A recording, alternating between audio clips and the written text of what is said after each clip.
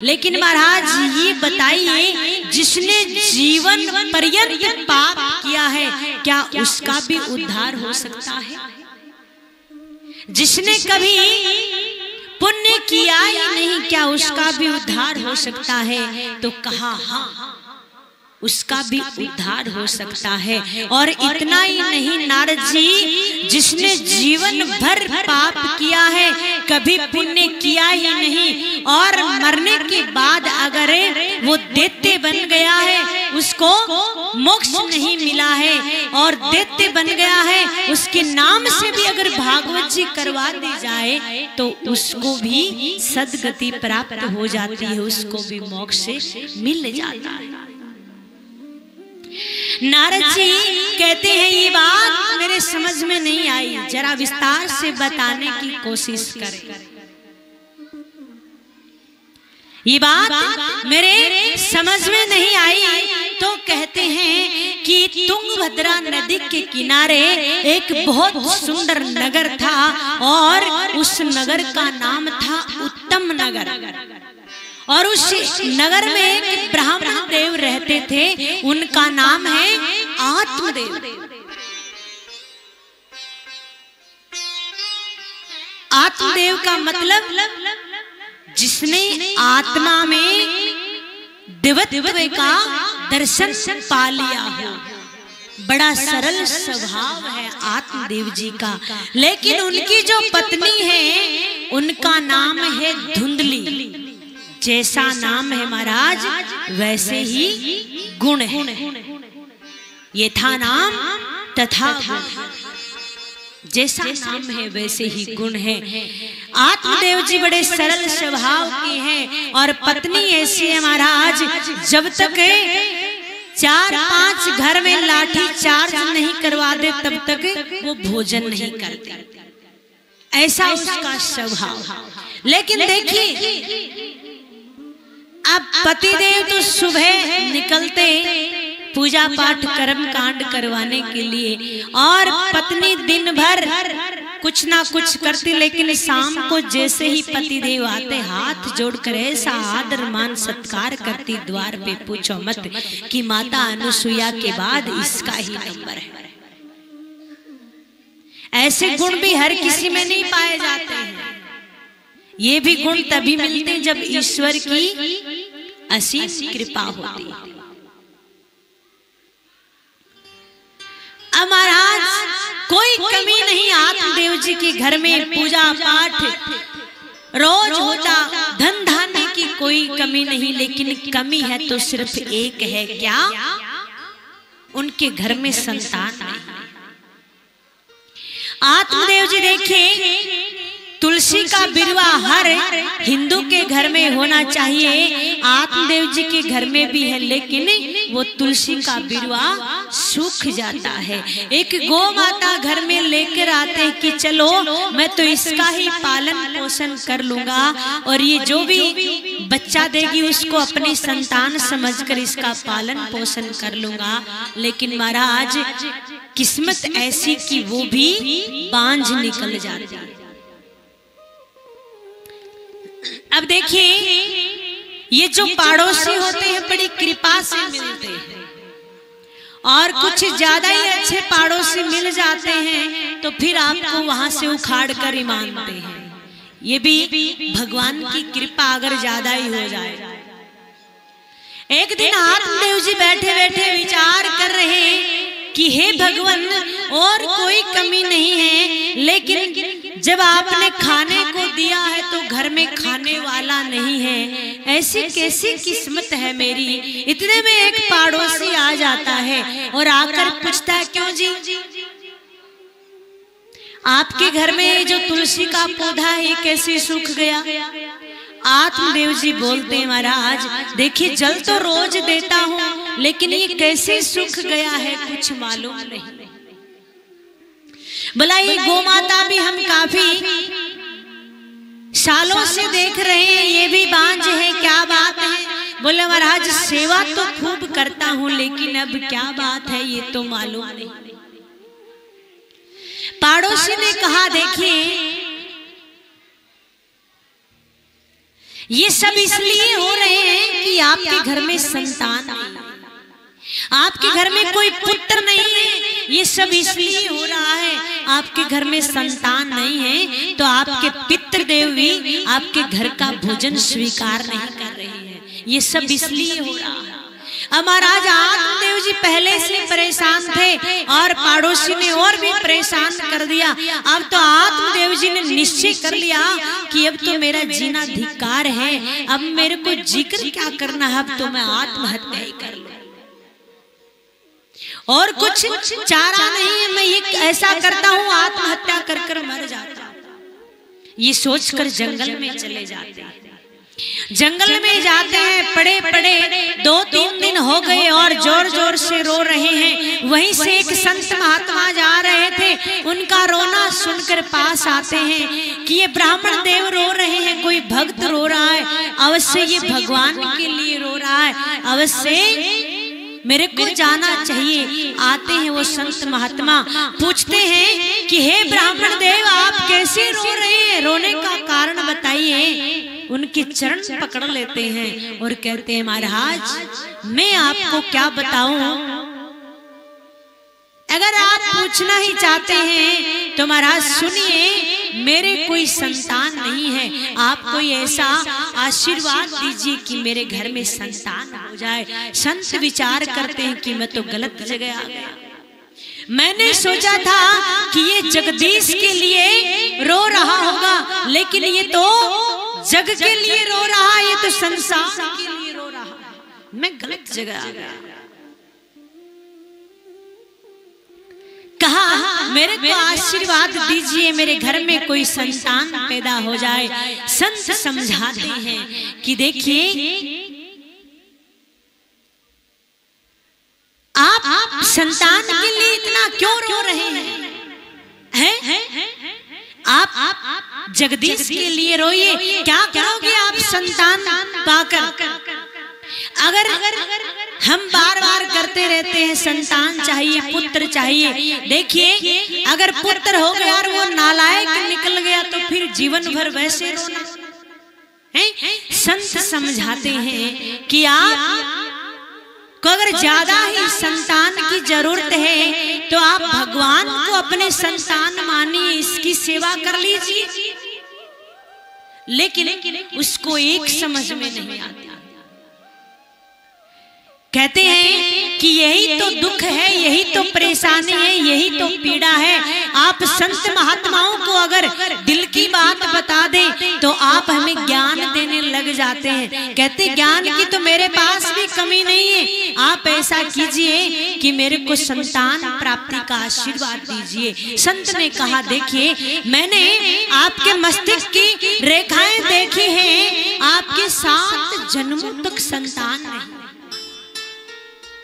जब कहा कि 7 जन्मों तक संतान नहीं है, अब तो उनका दुख और भी बढ़ जाता है। फिर विचार करते हैं कि जब ये संत 7 जन्मों की रेखाएं देख सकता है तो ये अवश्य पुत्र प्राप्ति का आशीर्वाद भी दे सकता है।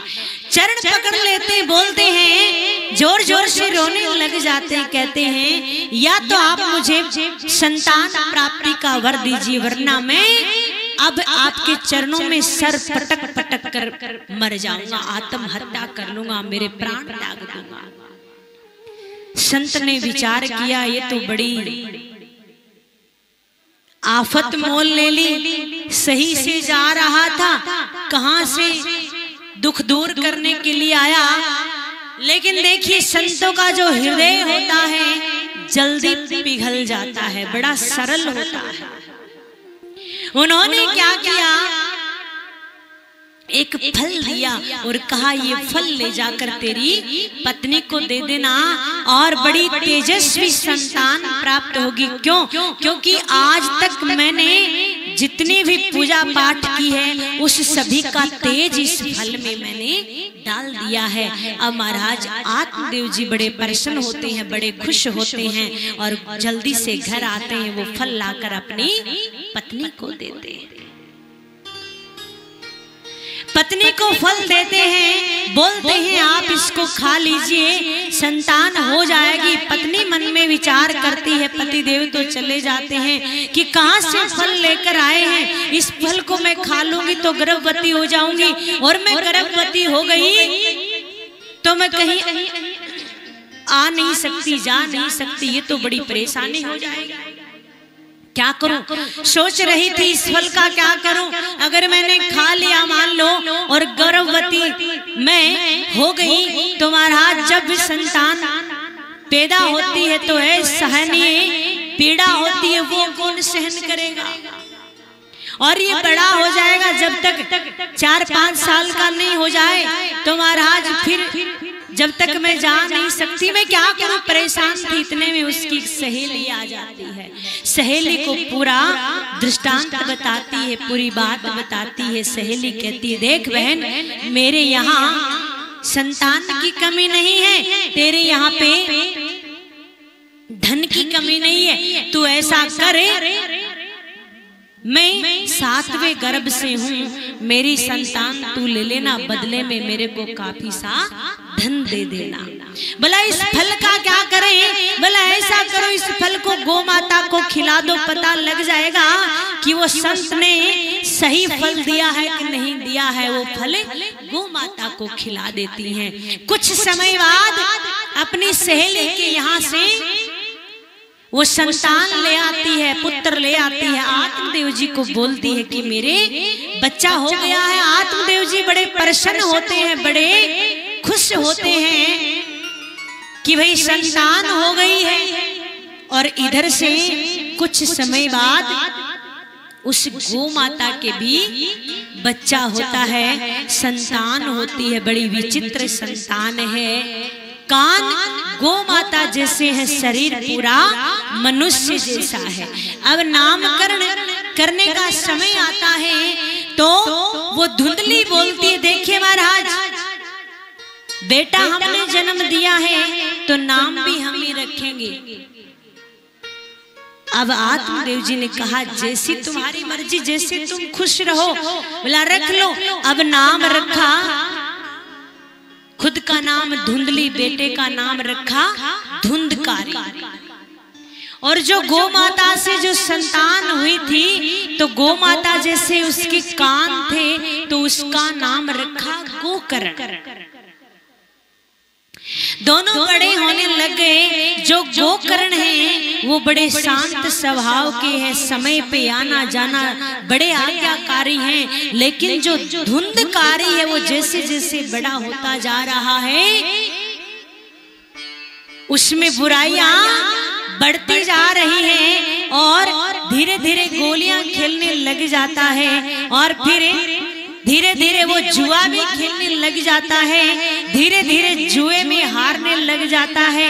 माँ से धन मांगता है, माँ धन दे रही है। क्यों? क्योंकि एक ही है। बोला बेटा जो कुछ तेरा है ले जा। जब एक संतान घर में होती है तो माता पिता की जिम्मेवारी बढ़ जाती है।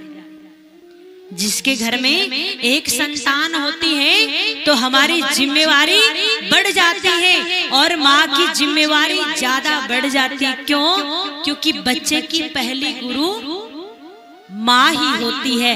बच्चे को संस्कार देने वाली माँ ही होती है। माँ ही सिखाती है बच्चे को किनसे प्रणाम करना है, किनका आशीर्वाद लेना है, किनसे क्या बोलना है, ये सब माँ ही सिखाती है बच्चे को। लेकिन धुंधली तो कहती बेटा जो कुछ है वो तेरा है, ले जा, मेरे को क्या चाहिए। अब महाराज वो जुआ खेलता हारता जाता है, धीरे धीरे वो बड़ी चोरियां डकैतियां करने लग जाता है। जैसे जैसे वो चोरियां डकैतियां बढ़ने लग जाती है, अब तो महाराज रात्रि के 12 बजे घर में आता है। पहले तो वो आत्मदेव जी इसलिए परेशान थे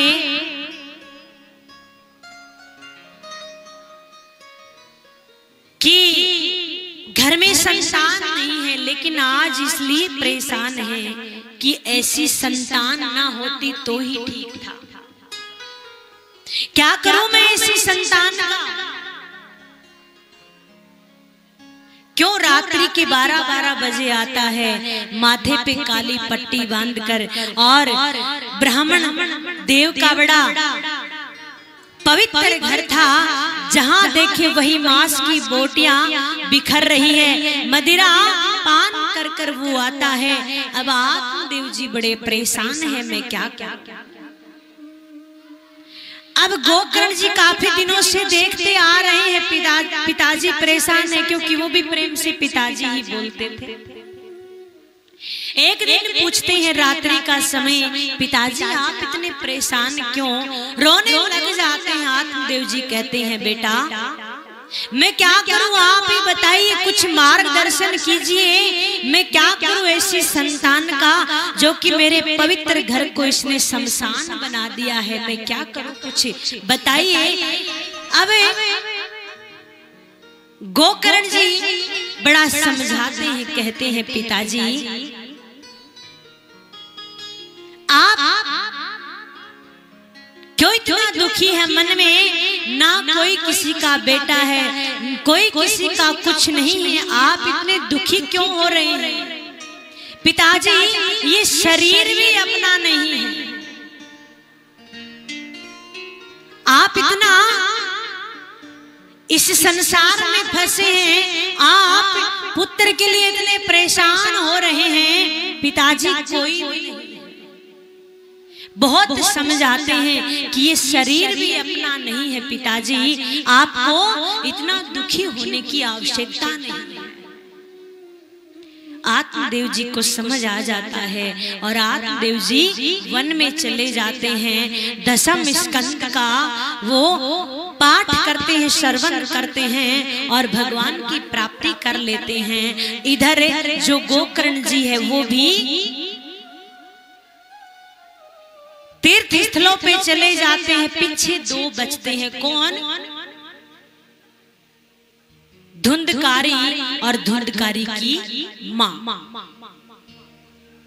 अब दोनों का राज्य, अब तुम्हारा आज धुंधकारी देर रात को आए, माँ से धन मांगे, धन नहीं मिले, माँ ने कहा बेटा धन नहीं है, अब खत्म हो गया, तो माँ को मारने लग गया, पीटने लग गया। अब माँ भी परेशान कि ऐसे पुत्र से तो अच्छा था कि पुत्र ना ही होता, मैंने ये क्या किया, मैं क्यों लेकर आई इसको। परेशान होकर रात्रि के समय में जाकर एक दिन वो कुएं में गिर जाती है, उसकी मृत्यु हो जाती है। अब अकेला धुंधकारी, कोई रोकने टोकने वाला नहीं।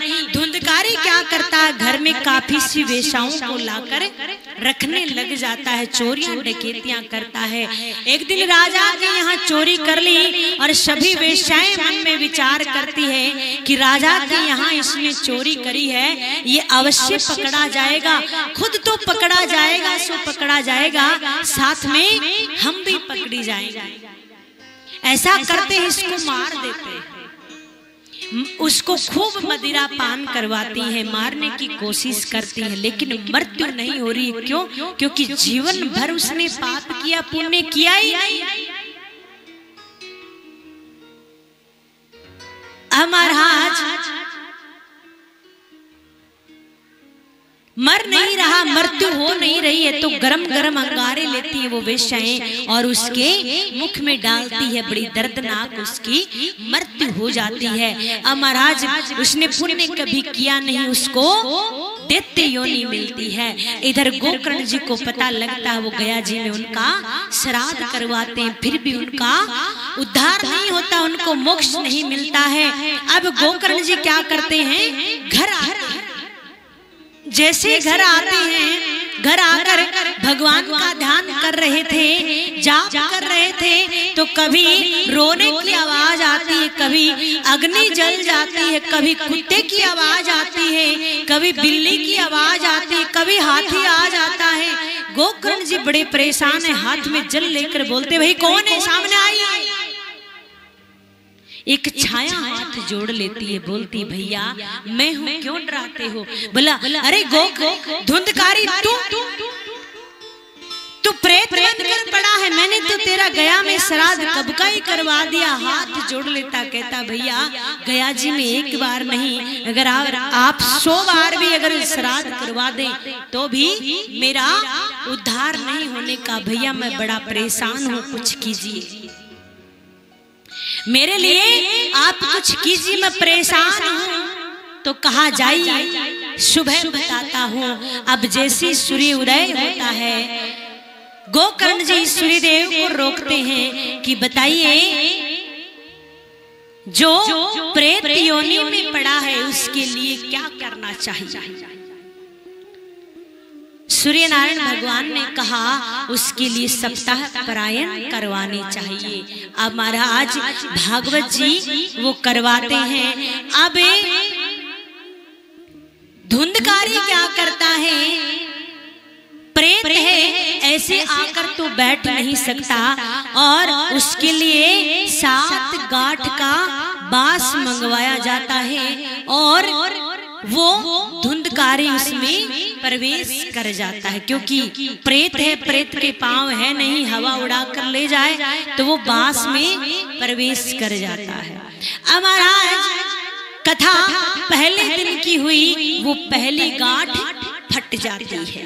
दूसरे दिन की कथा हुई, दूसरी गांठ फट जाती है। ऐसे करके जैसे 7 दिन की कथा पूर्ण हुई, वो 7 गांठ फट जाती है और उसमें देव रूप वो धुंधकारी निकलता है, बड़ा सुंदर। और जैसे वो धुंधकारी निकलता है, भगवान के पार्षद विमान लेकर उसको लेने के लिए आते हैं। और जैसे ही वो धुंधकारी विमान में बैठने लग जाता, गोकर्ण जी कहते हैं रुकिए। बोला भागवत जी तो हम सबने सुनी है, विमान इस एक के लिए क्यों? भगवान के जो पार्षद है कहने लगे देखिए इन्होंने भागवत जी सुनी है। बोला भागवत जी तो सबने सुनी है। बोला श्रवण में भी अंतर होता है, मतलब कि भागवत सुनने में भी अंतर होता